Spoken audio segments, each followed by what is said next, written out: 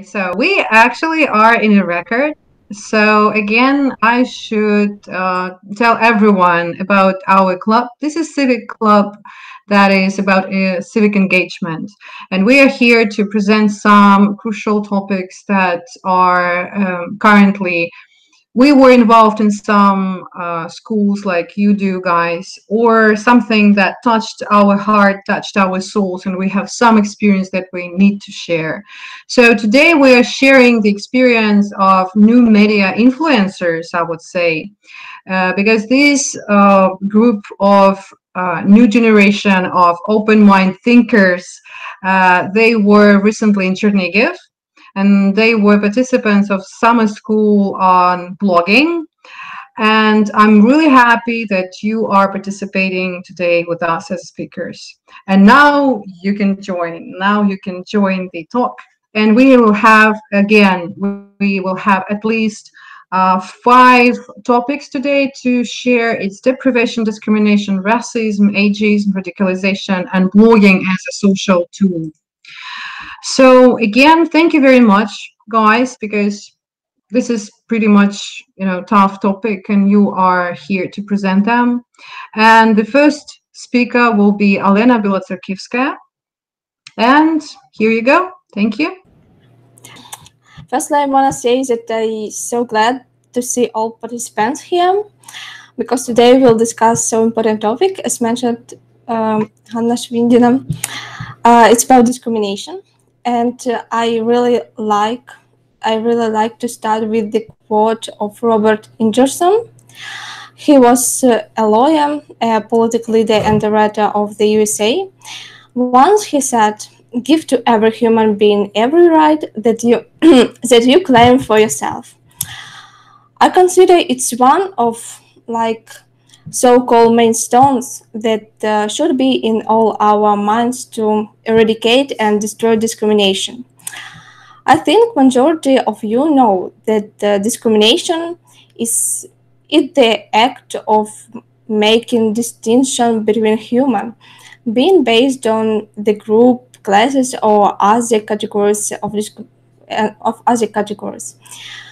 Yeah, sure, it's making distinction, but thanks to my own experience and period of brainstorming with my colleagues in Chernivtsi, we concluded that the way people discriminate is deprivation anyway.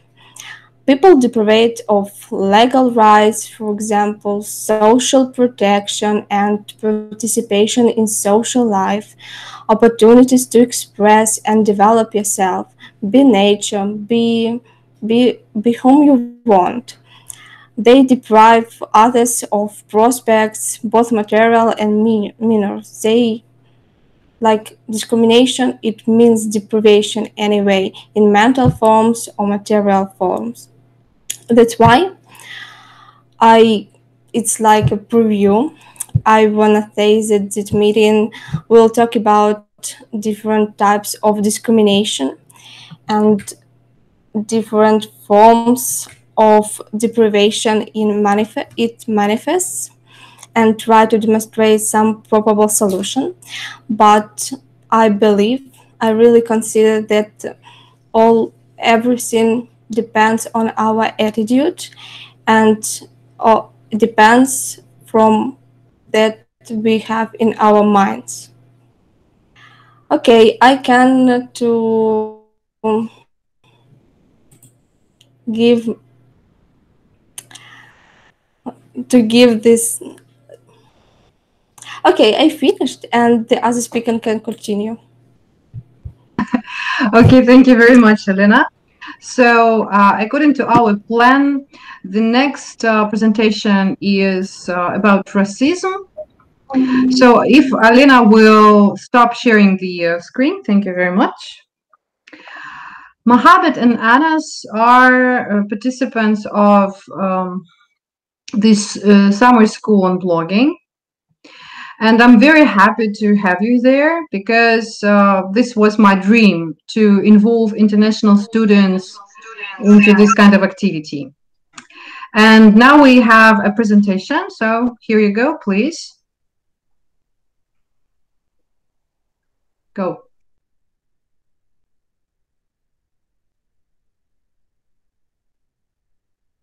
Okay, did you hear us now? Okay, cool. We can hear you. Our topic is discrimination and exactly racism, which is a type of discrimination. Uh, so, um, okay, the introduction. Racism is the most famous and known type of discrimination. Racism is the belief of human may be divided into separate and exclusive biological entities called races.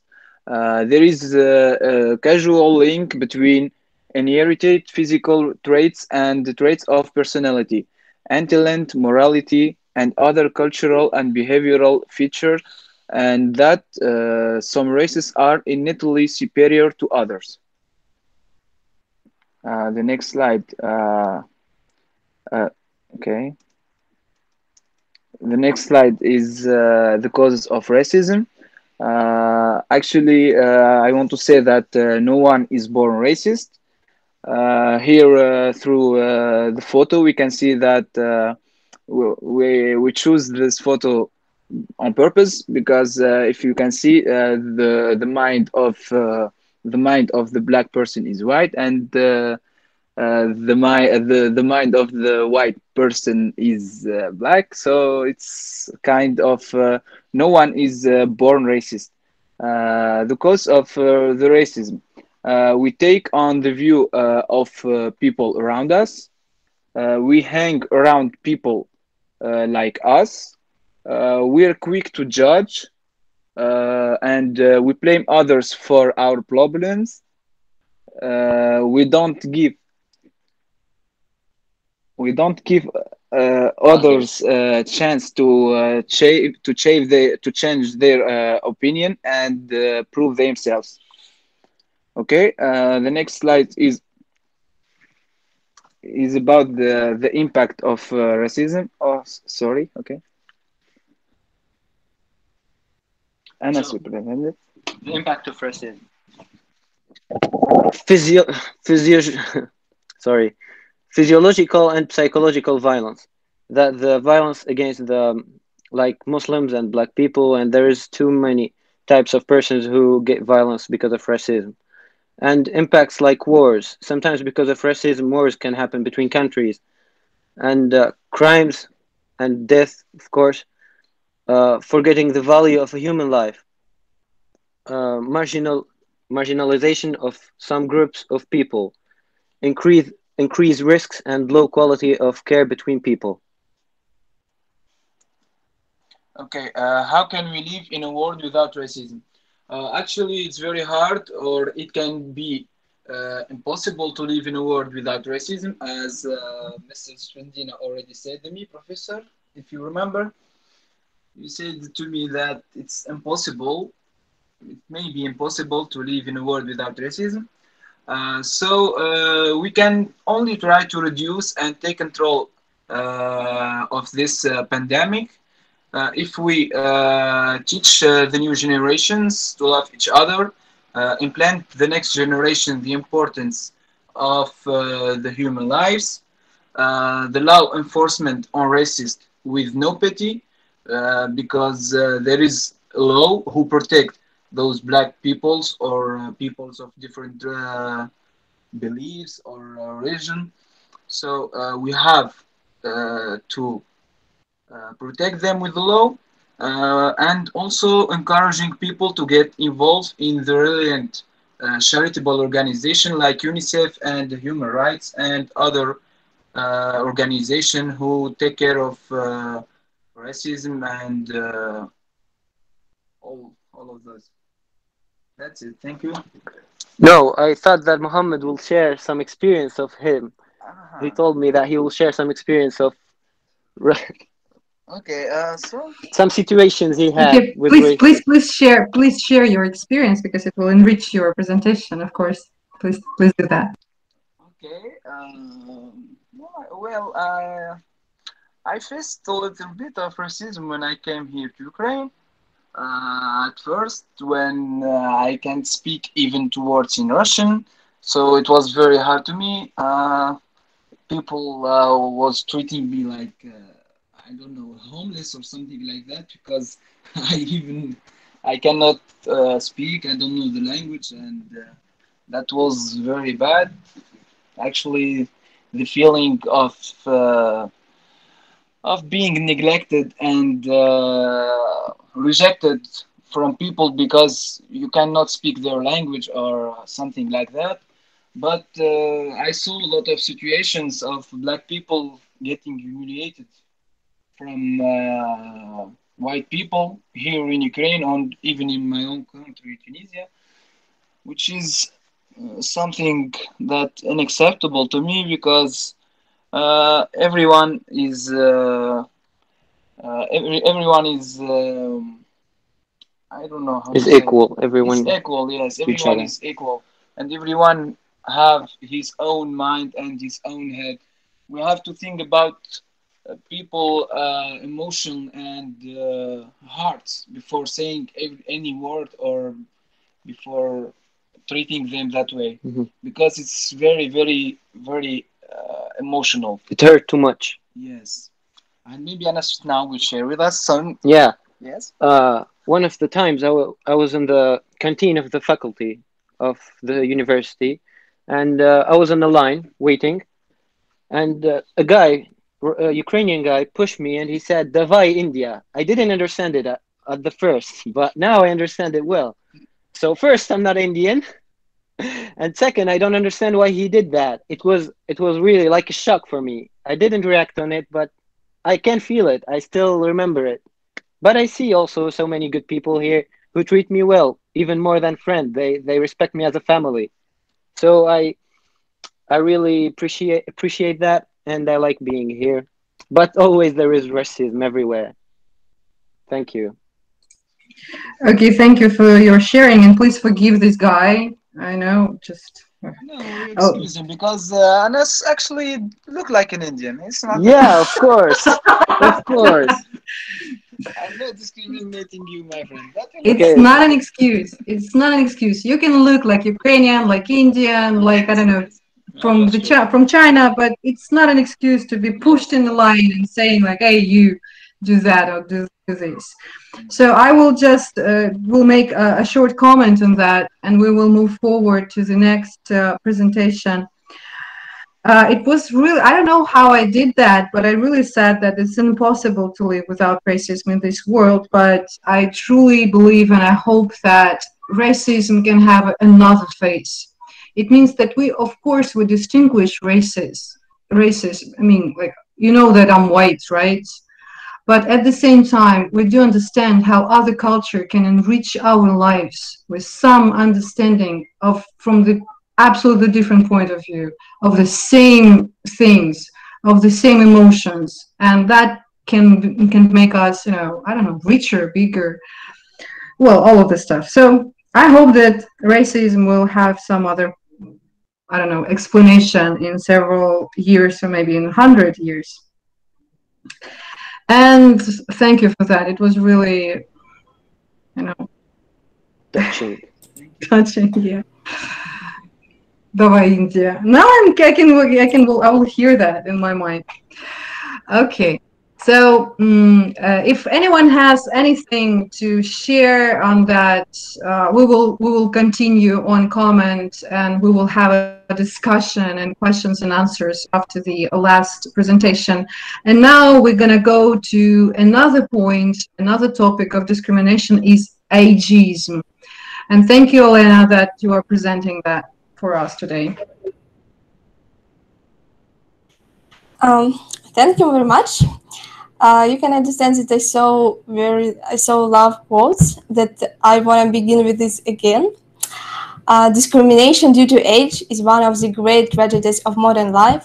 The desire to work and be useful is what makes life worth living, and to be told your efforts are not needed because you are the wrong age is a crime. It was said by Johnny Ball. He is an English television personal and just the father of BBC Radio 2. It's so important phrase for me. I knew it before preparing this presentation, and I believe it's really reflect what we need to think about people in different ages. So, what is ageism? It's like discrimination because of age, and I could say it's like, and so the underlying causes of many barriers that people of different ages categories face.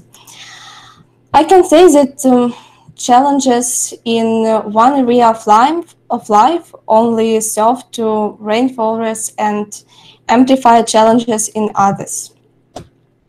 I can persuade all of you that young people and aged people, children, and even people whose age is different from ages of other people feel discrimination. Reason of all of it's banal enough. There are a lot of searching that conclude our attitude to people of different ages forms to our 4 years old age, and it's like so incredible, because in actually our upbringing forms stereotypes, and they form prejudices. All these factors develop fear to be different, to be worse than people of the other age. This type of thinking leads to the emergence of ageism. It should be mentioned that there are 4 main forms of age discrimination. It's adultism, which is bias toward adult, leads to all other forms of age discrimination. Then adultism, I can say, fosters pediophobia, which is the fear of children. Seen as less than adults, children are infantilized and generally beaten through language and actions. They constantly impose adult power, control, and authority over them. Ephibophobia is the fear of youth, caused by segregation of young people from adults. And I can say that adultism make older people like aliens to their own existence through gerontophobia, demeaning and disempowering them as routinely and consistently as children and young people. Why? What can I say about causes? They are obviously enough. As it was mentioned, adults are dominant group, and they seek to constantly reinforce their position as dominant authorities. They impose their will, perspectives, beliefs, ideas, culture, structure, attitude, and so on, and even their actions to other people of other age groups. This enforces can be so great impact from adults and they born ageism as a fact. We can say that ageism takes place in different spheres of our life. It impacts on cooperation between people of different age, on social protection of some age groups, and their participation in social life. Based on age stereotypes, people impose social roles on others, assign norms and behavior of a particular age, and even especially ageism influence on employment. I want to share a really fresh example from my friends. I've known about it today. My friend wanted to find a job as a waiter in one of very super reputable restaurant in Kiev.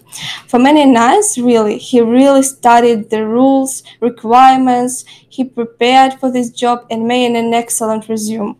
But the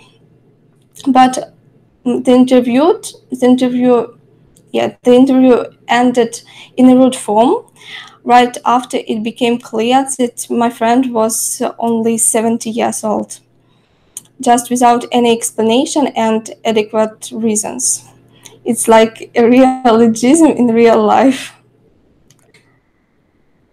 And I can say it's not so right at the workplace, because it's like unhealthy competition. But if all of us don't have prejudices, it would be more effective. It could, I believe, it could bring much more creative ideas and, for instance, effective solutions. And I want to mention about world experience, about what world communities think about ageism, and what solution they propose. World community believes that there is necessity in adopting laws and policies, because even in European Union, there is no legal protection against age-based discrimination beyond the field of employment, for example, and it's so necessary for our living and destroying discrimination of age. Acknowledging and raising awareness about ageism. It's about education and events and increasing cooperation between generations. Conducting researches, I think it's clear in understanding. It's about real searching to deeper understand why ageism exists. Embracing the right-based approach. It's about shifting away from the traditional social politicist approach to youth and toward a rights-based approach. It's about facilitation and recognition of young people as right holder, for example, right people, and placing greater emphasis on their rights. Prioritizing participation. It's about principle of engagement more, for example, young people in government and aged people on different top positions, not only for balance, like about more interconnection and interaction between generations, and building coalitions. It's about organization actions, like civil organization which should work with civil society actors and focus on other group of discrimination in order to put a spotlight on the impact of age bias, as well as multiply and intersection form of discrimination on people, for example. And there were some examples of interesting experiments and educational events. Like there were only three examples.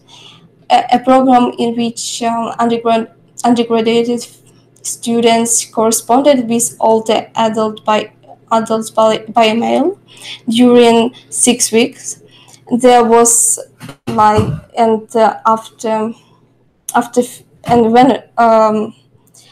searchers get feedback from the students, they could understood that interactions and collaboration between different generations helped students to overcome their prejudices, and it's so very cool.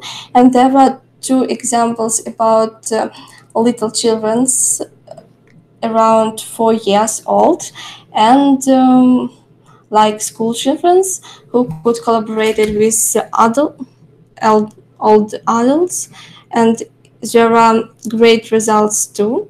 And I believe that all our, I don't like the word problems, like challenges, include our attitude, and it could be solved because of such events like these examples. And it's about more cooperation and more cooperation, and maybe even health competition at workplace between generation, and maybe like upbringing, not only in families, like in education, like in schools, in kindergartens, and so on. I believe everything in our mind. Thank you. Great. So if you have any questions to Elena, we will keep them till the end of the presentations. But if you can't wait till then, you can ask right now. Meanwhile, the next presentation will be about radicalization. When I heard that word first time from our speakers, I was surprised because so many cities, we are so small, we're so cozy that I was pretty sure that, come on, skinheads, really? At the same time, it is true, and we should discuss that. So, Nastya, Diana, are you here? Diana can't Join? join Okay. us, yes, and сейчас, секундочку. Anastasia, are you presenting in English or in Ukrainian? Nastya? English. Okay, so we are ready to start. I try to share my screen. Screen? Yes. Okay.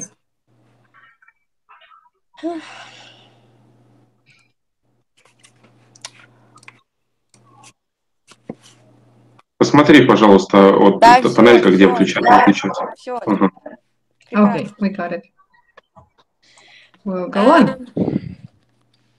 Combination, radicalization. First of all, what is it, radicalization? Radicalization is a process by which an individual or group comes to adopt increasingly radical political, social, or religious ideals and aspirations that reject or undermine contemporary ideas and expressions of the nation. Who is it? Radicalization includes two main branches: radical left and far right. Today I will tell you about far right because they are more discriminative. First of all, far right. Who is it? What is it? Far right. The term extreme right is used to describe right-wing political, social, and religious movements that exist outside of and are more radical than mainstream conservatism. They call themselves neo-Nazis or racist skinheads. They are conservatists. These include anti-abortion, anti-immigrant, anti-Muslim, anti-public lands, and anti-LGBT. They are discriminate a lot of using violence. In Ukraine, that began to spread after Maidan in 2040 year. They advocate freedom of speech, the protection of Christian values, and the promotion of right-wing views.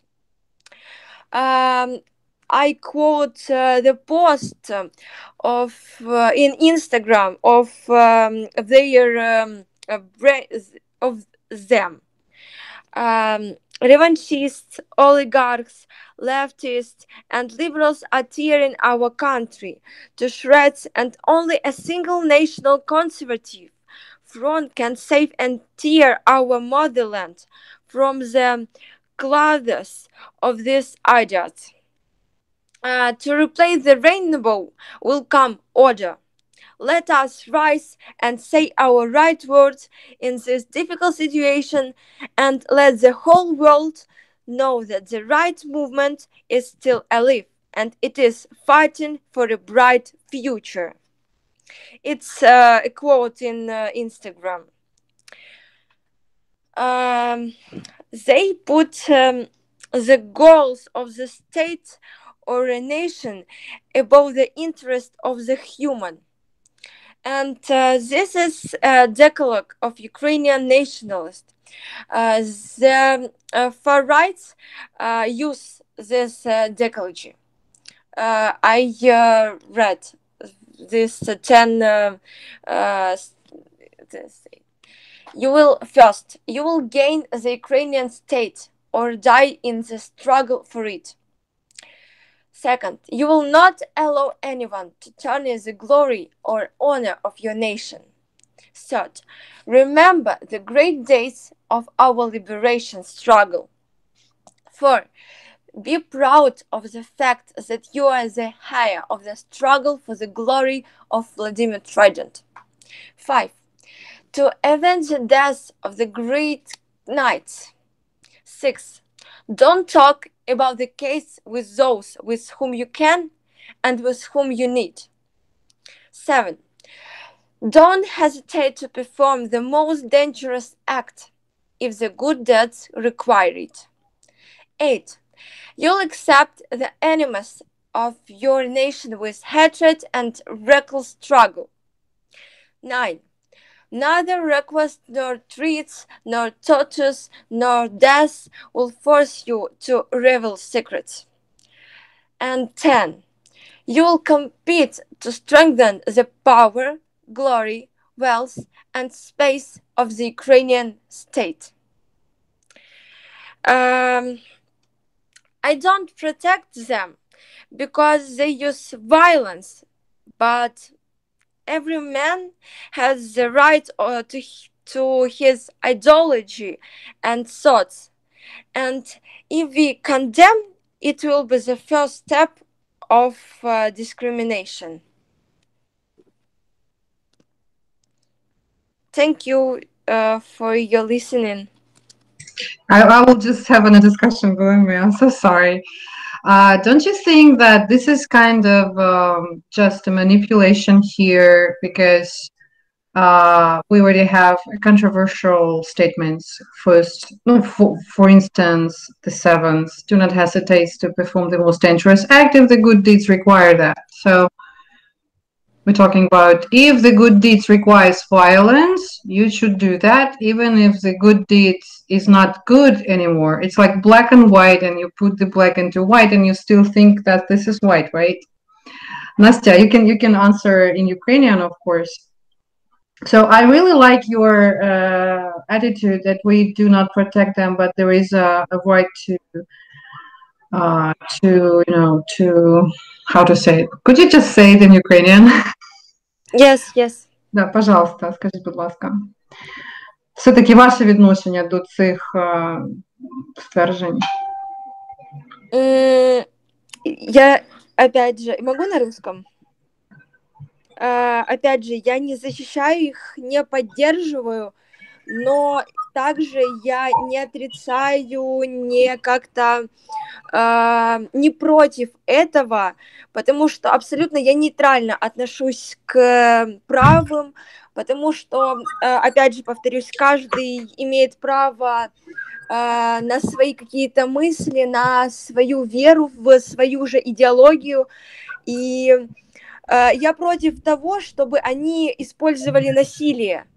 Это единственный минус, который я вижу в их направлении, так сказать. Просто если бы они не использовали насилие, в принципе, я даже была бы за, если бы они не использовали насилие. Окей. Ну, спасибо, Настя, спасибо, потому что это вообще this discussion can take several hours, believe me.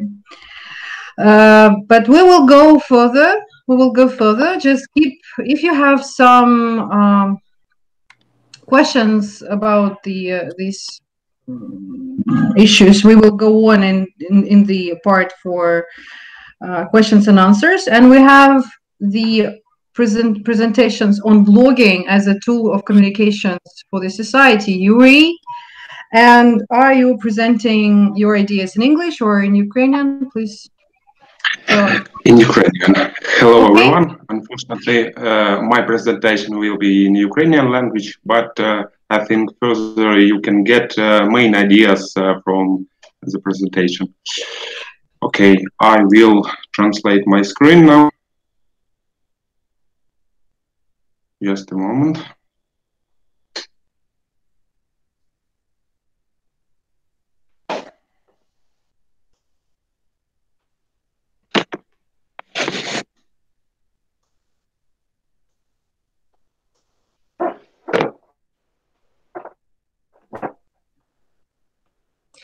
I will give the translation of your presentation to English in chat. Okay, can you see me? Can you see my screen?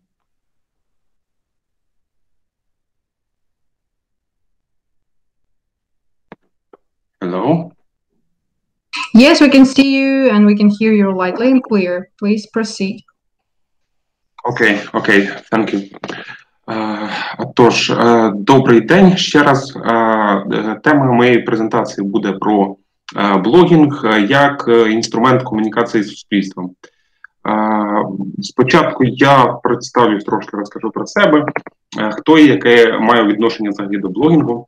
Отже, я входжу в аматорський колектив відеоблогерів, який вільний від роботи час займається зйомкою художніх відео на важливі соціальні теми. Рік тому ми провели відпустку дуже продуктивно і пройшли тренінг з відеоблогінгу, точніше з основ відеоблогінгу, який проводився в рамках міжнародної програми медіапродуктів та за підтримки української організації Human Rights Foundation. Після тренінгу ми з однодумцями вирішили створити YouTube-канал Backstage of Life та створювати короткі соціальні ролики, що торкаються важливих питань нашого міста і суспільства в цілому. На сьогодні канал все ще невеликий, але ми вже зняли 9 роликів, і деякі з них ми покажемо в кінці презентації. Один з цих роликів навіть був переможцем українського конкурсу соціального відео. Так. Тож, щодо блогінгу. Що взагалі таке блогінг? На сьогодні блогінг має багато форм і облич. Є різні формати блогів, відеоблогінг, текстовий блогінг та різні спрямування, персональні блоги, розважальні, торгівельні, соціально-політичні, інформаційні тощо. Це робить їх частиною життя майже кожної людини. Також спільним фактором тут є те, що це ледь не головний інформаційний канал 21-го сторіччя, оскільки він вільний і різноманітний. Він не зв'язаний форматом і цензурою телебачення і обмежений лише уявою авторів-блогерів. Кожна людина може тут знайти щось для себе. Саме тому блогінг є важливим інструментом для взаємодії та комунікації з усім суспільством. Тож, за допомогою блогінгу можна зробити багато крутих речей. Наприклад, в блогах різних форм можуть висвітлюватися важливі соціальні питання та проблеми, яких не торкається чи обминають увагою телебачення та преса. Також блоги можуть запропонувати певне вирішення цих важливих питань та змотивувати людей діяти. І нарешті блогінг може інформувати людей та формувати громадську думку. Хочу привести приклади деяких блогів, що створюють певний вплив на суспільство. Оскільки ми більше стосуємося відеоблогінгу, то я буду наводити саме відеоблогерів. Юрій Дудь – це дуже відомий влогер, який зараз має більше 10 мільйонів підписників. Він починав з розважально-інформаційного контенту, насамперед як відомий інтерв'юер знаменитостей. Але коли він зібрав уже багатомільйонну аудиторію, то почав торкатись важливих соціальних, історичних і економічних тем. Юрко Космина – це поки що не досить відомий український влогер, але його влог, що називається Newspalm, є прекрасним симбіозом юмору та інформаційного блогу, тому що він там оглядає основні новини тижня і подає дуже все це з гумором, особливо що стосується таких дуже неординарних новин. Ну і, звісно ж, більшість чули про Олексія Навального, який, до речі, також має українське походження. Він за допомогою влогінгу розвернув інформаційну боротьбу з корупцією в Російській Федерації, і також він дуже легко і іронічно подає контент для людей, в якому безпосередньо торкається важливих політичних питань. На мою думку, ідеальним блогом є той, який інтегрує важливі теми в розважальний контент, або ж подає серйозні теми цікаво та легко. І цим може достукатися до людей. Тож, питання, як взагалі почати блог, як взагалі почати щось робити в цьому напрямку? Ну, по-перше, потрібно, звісно ж, вибрати тематику та платформу, на якій вести блог. Що стосується тематики, то найголовніше, щоб вона була близька людині, яка збирається цим займатися.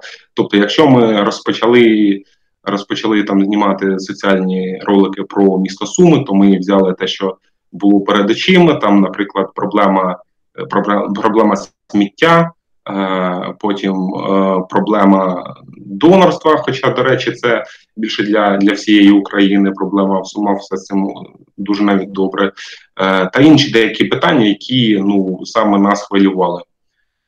Що стосується платформи, тут існує зараз дуже багато платформ для блогінгу і для текстового, такі як, наприклад, Тільда, для відеоблогінгу загальновідомий YouTube.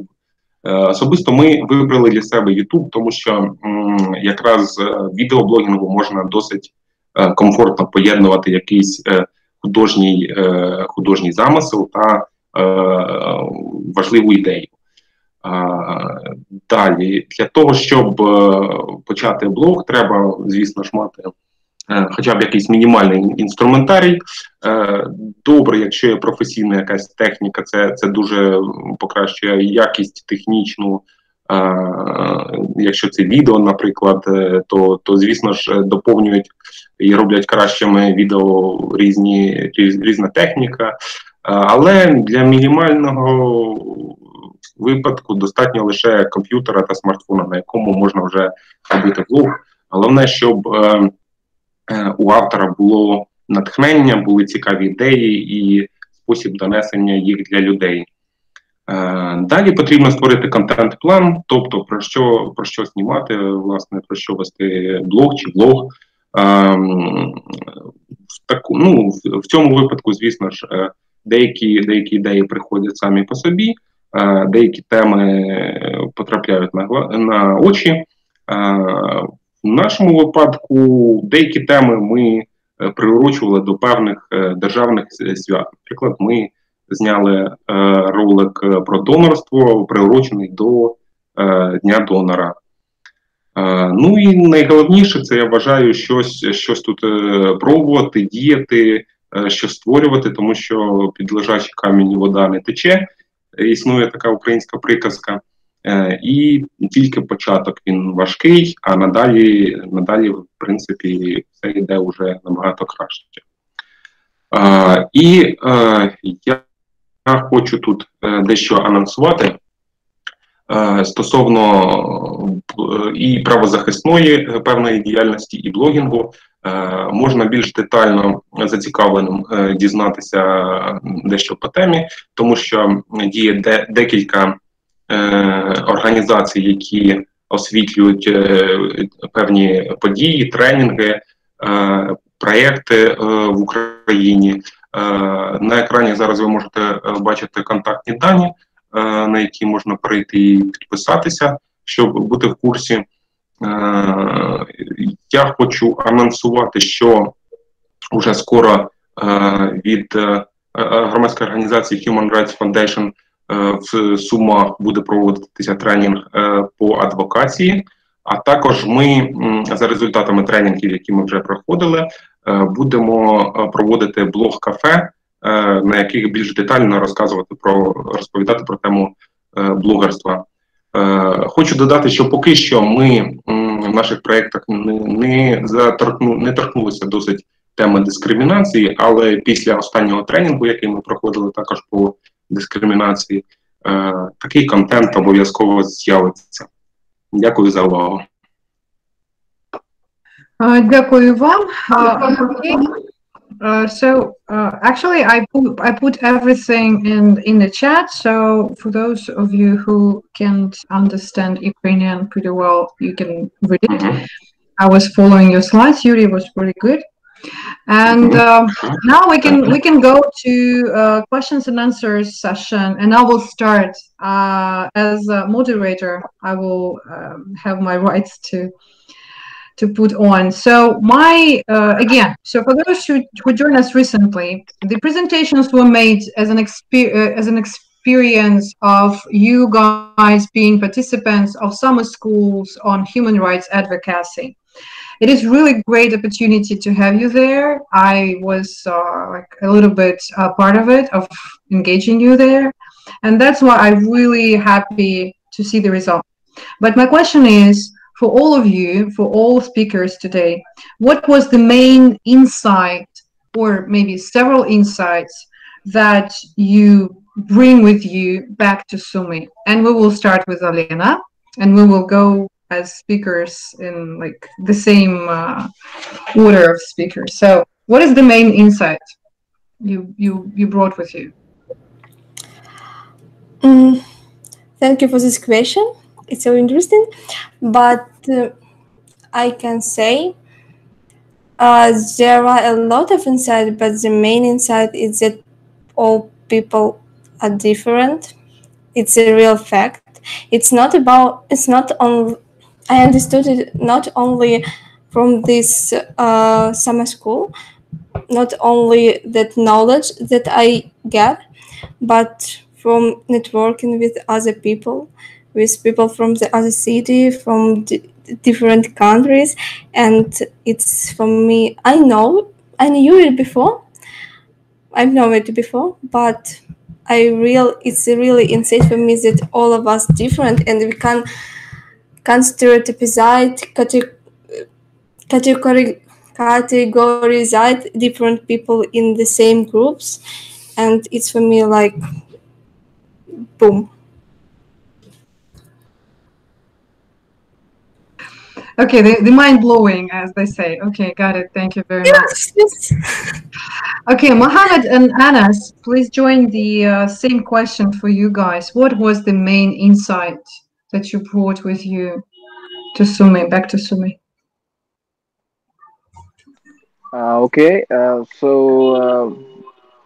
actually, the most thing I liked in those 3 days was the work group, because we were divided to different groups, and actually that was very cool to knew different people and to meet different people from different places, from Sumy and from Cherniv. So actually, that's it. We already talk a lot of about radicalization, about discrimination, and that's it. Thank you. Okay, Anas, are you with us? Okay, guys, and Anastya. Oh, okay, I'm good. You're using the same mic, right? You're using the same mic. Yeah. Okay, got it. For me, it was also the friends that I met and the group of work that we made over there, because I kind of learned too many things about people, because not everyone are thinking the same way. Each one have their own ideas and their own way of thinking about discrimination and racism. That's why I'm kind of glad that I did that, and I'm happy with the group work we made over there, and I'm happy with the relationships we made over there. So that was the most important thing for me. Thank you. Thank you so much. Nastya? I'm here. I will be briefly. The main insight for me was that before condemn or discriminate someone, you just need to put myself in this place of this person, and this this insight we learned in the training. Just 4 days we learned this insight due to different games, interactives, and discussions. Okay. Thank you. Okay, thank you, Nastya. To put yourself in someone's shoes, it will help you to understand what is discrimination is. And Yuri, I will translate you in English. Just go ahead. Thank you. I will try to say it in English. Main insight for me, I think this was that discrimination is very important and deep topic, and we need to discover it, and we need to be more tolerant for other people with such different types and different cultural or something else characteristics. Okay. Thank you. Okay, interesting. And my questions are over. Like I'm done. Can I say about other insights? Okay, of course. Okay, one. There was a confirmation that communication is the queen of all process. I know it, I believed it, and there was a confirmation for me. Two, people is a real power, because I met there really great people, and we had like plans about collaboration between Chernihiv and SUME students' activities. And three, we shouldn't do any prejudices and stereotypes, because it for me not about this summer school. It's about city Chernihiv, because I couldn't believe that Chernihiv is so great city, and it doesn't resemble any other for me. Okay, nicely done. Okay, so my questions are done, but maybe someone else can ask the question. Professor Suk, maybe, I don't know. Marina Deneka, you were there, I know. So it was really interesting, guys. Do you think that you will proceed on this topic? What do you think? You will proceed on this topic? Discrimination? You already mentioned that he's gonna include this topic into video blogging for the next round, right? How about ageism? How about racism? What do you think? What do you think, guys? I think that this is like different types of discrimination. Therefore, it is also important, and we need to take some content with all of it. Okay, and Yuri, I already shared your Backstage of Life YouTube channel in chat, and again, okay. I will put this channel again in chat. So for those of you guys who didn't know that there is a channel, and we have actually, Yuri is actual video blogger who already is working on this in this field. You can share these videos with your friends. You can discuss some city problems inside of your families, or like whatever you do. But yeah, I would I would love to see some social projects in your channel, Yuri. I'm not pushing you, you know me, but maybe someday we're gonna see some interesting cases, and we actually will can change the world for the better place to live. And I hope for this. yeah, and for now we are we are in the end of our agenda for this day. And thank you all speakers. Again, I should mention that we are working together for better place to live. That Foundation of Human Rights here was the donor for your SumDU School on Advocacy on Human Rights. And we are working with DVV International in Ukraine, who that is our donors, and we really appreciate their help. Okay, so for now it is we're done, and I will happy to see you next time in our club. Thank you very much.